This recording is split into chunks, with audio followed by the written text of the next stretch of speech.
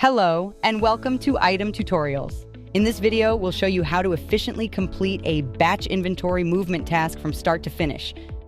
As a warehouse worker, you'll receive a batch inventory movement task. Navigate to inventory movement from the home page. Tap Batch Movement. Head to the destination location where the pallets are, then scan the location ID.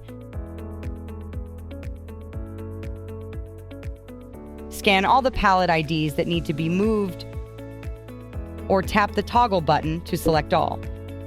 Then tap Collect.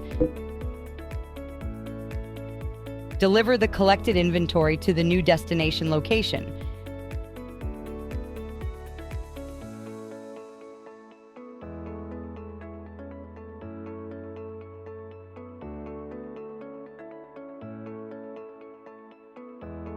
Scan the new location or enter it manually. Then select Drop. Tap Confirm. You have now successfully completed a batch inventory movement using the Operate app. Congratulations and thank you for watching Item Tutorials.